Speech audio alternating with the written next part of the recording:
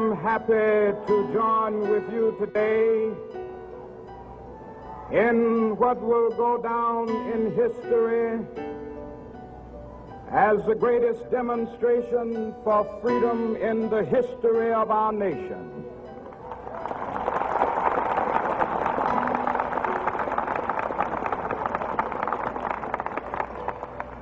Five score years ago,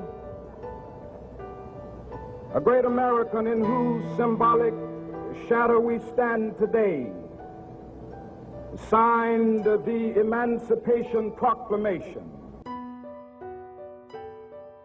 In a sense, we've come to our nation's capital to cash a check.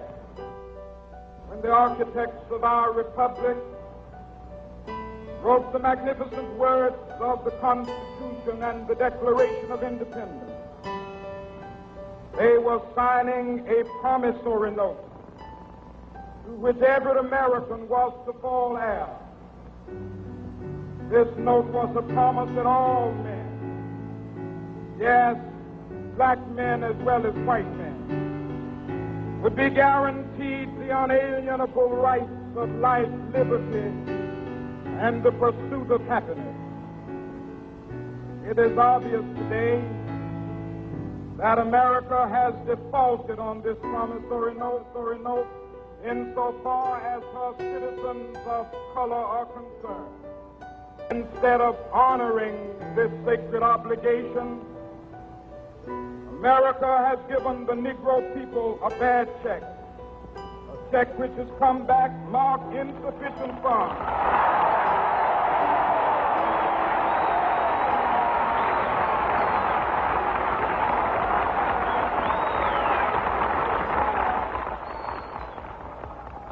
But we refuse to believe that the Bank of Justice is bankrupt. We refuse to believe that there are insufficient funds in the great vaults of opportunity of this nation. So we've come to cash this check, a check that will give us upon demand the riches of freedom and the security of justice.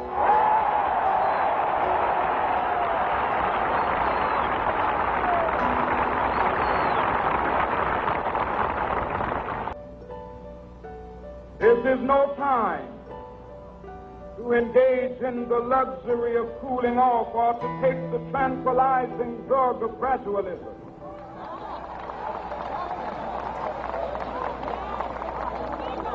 Now is the time to make real the promises of democracy.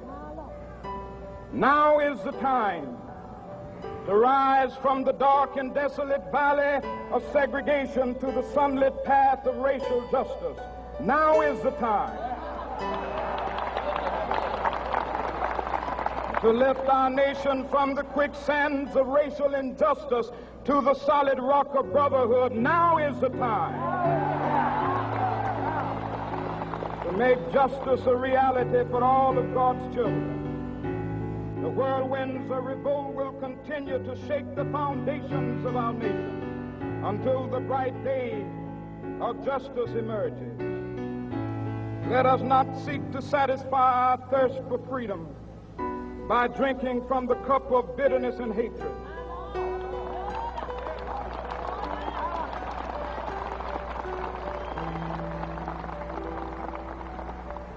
We must forever conduct our struggle on the high plane of dignity and discipline. We must not allow our creative protests to degenerate into physical violence. Again and again, we must rise to the majestic heights of meeting physical force with soul force. The marvelous new militancy must not lead us to a distrust of all white people.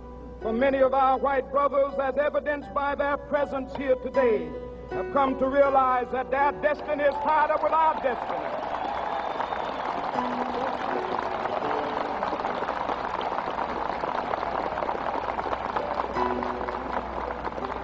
And they have come to realize that their freedom is inextricably bound to our freedom. We cannot walk alone. And as we walk, We must make the pledge that we shall always march ahead. We cannot turn back. No, we are not satisfied, and we will not be satisfied until justice rolls down like waters and righteousness like a mighty stream.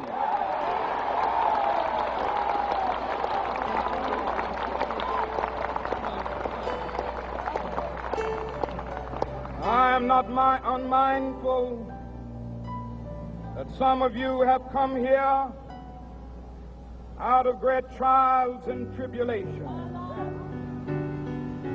Some of you have come fresh from narrow jail cells.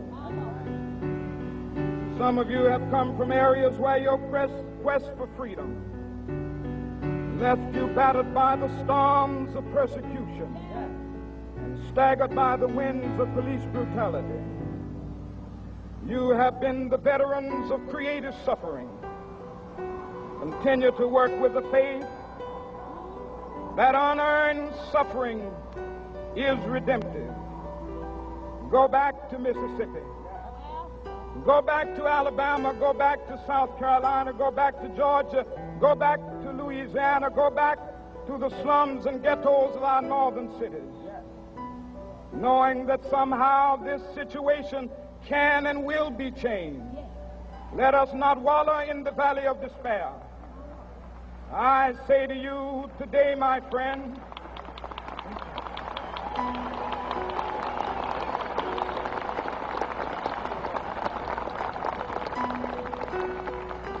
so even though we face the difficulties of today and tomorrow, I still have a dream.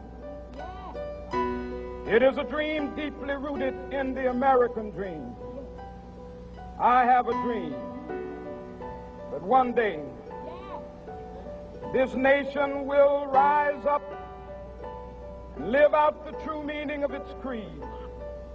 We hold these truths to be self-evident, that all men are created equal.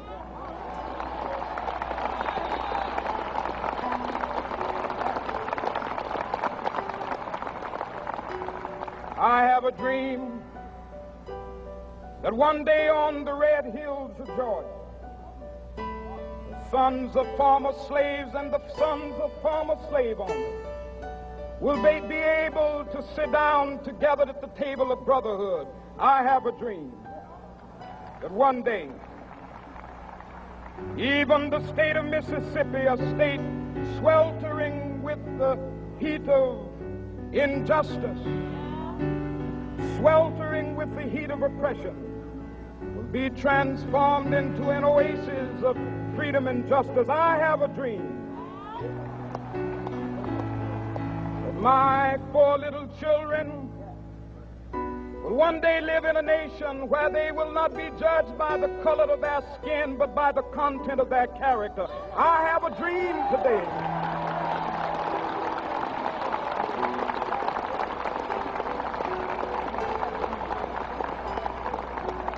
I have a dream that one day down in Alabama, with its vicious racists, with its governor having his lips dripping with the words of interposition and nullification, one day right there in Alabama, little black boys and black girls will be able to join hands with little white boys and white girls as sisters and brothers. I have a dream today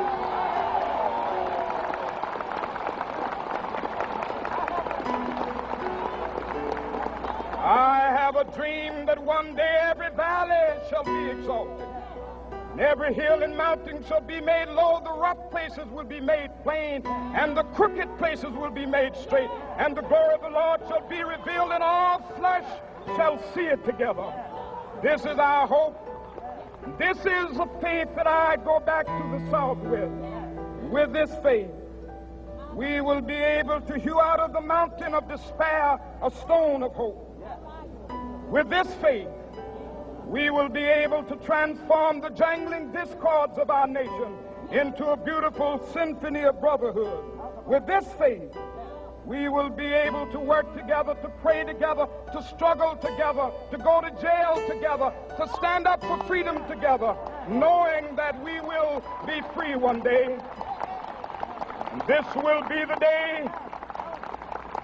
This will be the day when all of God's children will be able to sing with new meaning, "My country, tears of thee. Sweet land of liberty, of thee I sing. Land where my fathers died, land of the pilgrim's pride. From every mountainside, let freedom ring. And if America is to be a great nation, this must become true. And so let freedom ring. From the prodigious hilltops of New Hampshire, let freedom ring. From the mighty mountains of New York, let freedom ring. From the heightening Alleghenies of Pennsylvania, let freedom ring. From the snow-capped Rockies of Colorado, let freedom ring. From the herbaceous slopes of California. But not only that, let freedom ring from Stone Mountain of Georgia. Let freedom ring from Lookout Mountain of Tennessee. Let freedom ring from every hill and molehill of Mississippi, from every mountainside. Let freedom ring. And when this happens, and when we allow freedom ring, when we let it ring from every village and every hamlet, from every state and every city, we will be able to speed up that day when all of God's children, black men and white men, Jews and Gentiles, Protestants and Catholics, will be able to join hands and sing in the words of the old Negro spiritual, "Free at last, free at last. Thank God Almighty, we are free at last."